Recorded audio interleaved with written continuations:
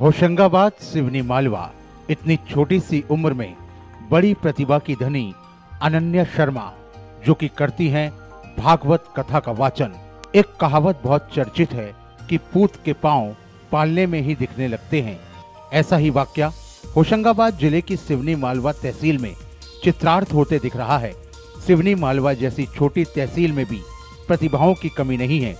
सिवनी मालवा में छोटी सी उम्र में ही अनन्या शर्मा नामक एक बालिका छोटी उम्र से ही भगवत भक्ति में लीन रहती हैं तथा भागवत कथा का वाचन बेबाकी के साथ करती हैं। जहां एक और बड़े बड़े विद्वान पंडित पौराणिक कथाओं को याद नहीं रख पाते, वहीं अनन्या शर्मा को भगवत कथा का वाचन सरलता से कर लेती हैं। इसलिए उन्हें बाल विदुषी राधा स्वरूपा माना जाने लगा है। उनकी तुलना बड़े बड़े कथावाचक के साथ की जाने लगी है। हमारे चैनल के संवाददाता ने अनन्या शर्मा से मुलाकात की और जाना।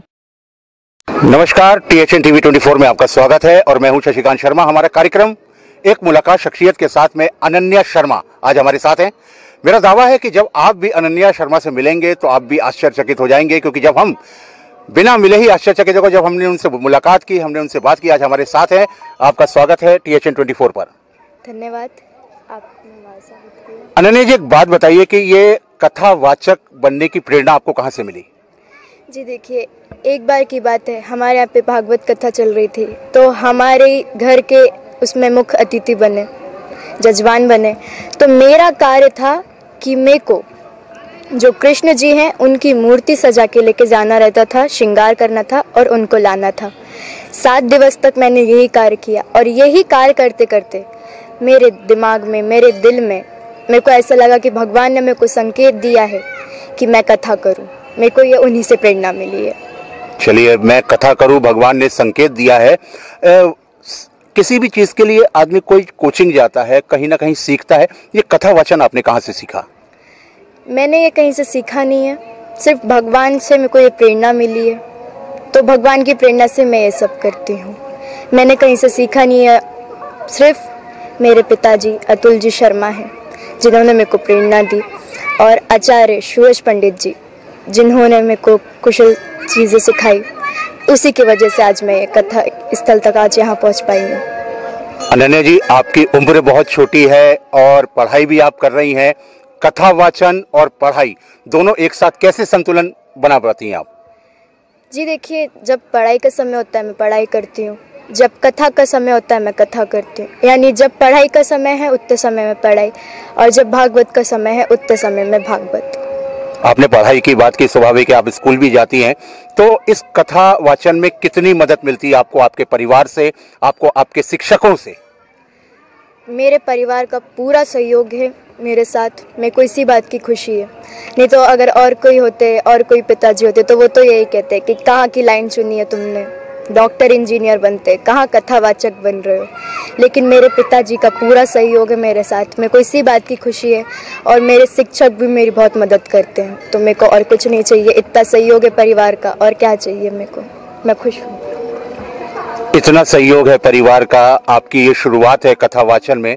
कल्पना करिए यदि आपको अपनी कथाओं के माध्यम से प्रचार प्रसार करने के लिए महानगरों में जाना पड़े, बड़े बड़े प्लेटफॉर्म पे जाना पड़े, तो उसके लिए क्या आप अभी पूर्णतः तैयार हैं? जी मैं तैयार हूँ। अगर आप मेरे को एक छोटी गली में भी बुलाएंगे, छोटे मोहल्ले में भी बुलाएंगे, तो मैं किसी भी जगह जाकर अपने भगवान मेरे ठाकुर के लिए प्रचार करने के लिए तैयार हूँ। आप मेरे को किसी भी देश में, कहीं भी, छोटी सी गली, छोटे से मोहल्ले, किसी भी शहर, किसी भी गांव में बुलाएंगे, मैं तैयार हूँ अपने भगवान का प्रचार करने के लिए। किसी भी जगह, किसी भी वक्त मैं अपने भगवान के प्रचार के लिए तैयार हूँ। भगवान के प्रचार के लिए तैयार हूँ। जब ईश्वर की बात करते हैं, पौराणिक कथाओं की बात करते हैं, इतनी बड़ी बड़ी कथाएं होती हैं अनन्या जी कि आदमी याद नहीं कर पाता, लेकिन आपको इतनी बड़ी बड़ी कथाएं कैसे कंठस्थ हैं, कैसे याद हैं? ये तो भगवान ही सब सिखाता है। भगवान ने मेरे को क्या पता कुछ ऐसी प्रेरणा दी कि मैं एक बार कथा याद करती हूँ, एक बार अच्छे से देखती हूँ, सिर्फ भगवान का नाम लेके उसे याद करती हूँ, मेरे को याद हो जाती है। एक बार पढ़ती हूँ बस। वो तो भगवान ने कुछ ऐसा करा है, भगवान ने करा है जो करा है। किसको मानती है प्रेरणा स्रोत? मैं प्रेरणा स्रोत अपने पिताजी अतुल जी शर्मा को मानती हूँ, क्योंकि मैंने अभी भी कहा और कोई पिता होते तो वो यही कहते कि कहाँ की लाइन सुनी है, डॉक्टर इंजीनियर बनने के दिन कहाँ कथावाचक बन रहे हो। तो मैं प्रेरणा स्रोता श्री अतुल जी शर्मा अपने पिताजी को मानती हूँ। अतुल जी को मानती हैं, पिताजी को मानती हैं। सच्ची सच्ची बात बताइए, ईश्वर में कितनी भक्ति है, कितनी आस्था है आप में? ईश्वर में मेरी भक्ति बहुत है। आस्था किसी मीटर के द्वारा नापी नहीं जा सकती है, ऐसा कोई बना नहीं है वस्तु, ऐसी कोई वस्तु नहीं है। और मेरी आस्था इतनी है भगवान के लिए, इतनी आस्था है कि वो किसी मीटर के द्वारा नापी नहीं जा सकती। ऐसा कोई वस्तु, ऐसी कोई चीज़ ही नहीं है जिससे मेरी आस्था नापी जा सके। और भगवान के लिए कभी आस्था नापी नहीं जाती। आपकी आस्था भगवान में बहुत होती है, ऐसी मेरी आस्था भी भगवान में बहुत है।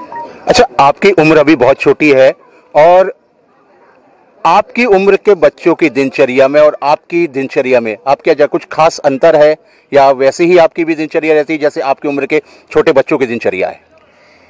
ज़्यादा कुछ खास अंतर नहीं है। जब मैं कथा करती हूँ सिर्फ उतने घंटों के लिए मेरे अंदर थोड़ा अंतर रहता है। बाकी जैसे ही मैं व्यासपीठ से नीचे उतरती हूँ, जैसे ही व्यासपीठ से नीचे आती हूँ, मेरे को वही मस्ती, वही खेल कूद, वही गेम्स, वही सब याद रहता है। बाकी 3 घंटे के लिए थोड़ा अलग होता है। बाकी जैसे छोटे छोटे बच्चे यहाँ पे खेल रहे हैं वैसे ही मेरा भी दिनचर्या है। मस्ती करती हूँ, सहेलियों के साथ घूमती हूँ, गेम्स खेलती हूँ। चलिए अनन्या जी, बहुत बहुत शुक्रिया, आपने हमारे चैनल से बात की। जाते जाते क्या संदेश देना चाहेंगी अपने उम्र के बच्चों को या अपने श्रोताओं को जो भागवत को सुनना चाहते हैं, सुमिरन करना चाहते हैं? इधर पे इतने सारे बच्चे हैं और जो टीवी के माध्यम से देख रहे हैं, मैं सभी को यही कहना चाहती हूँ कि अपना लक्ष्य निर्धारित करके चलें, अपना लक्ष्य बना के चलें और सच्चे लगन से उसके पीछे लग जाओ। तो अगर आप उसके पीछे लग जाओगे तो सफलता की सीढ़ी अपने आप आपके कदम चूमेगी। और मैं श्रोता लोगों से यही कहना चाहती हूँ कि 1 से 3 अप्रैल तक मेरा नानी भाई का मायरा है। आप सभी सादर आमंत्रित हैं, सुनने आए, जिससे मेरा भी उत्साहवर्धन होए और श्रद्धालु भी आए, जिससे ये कथा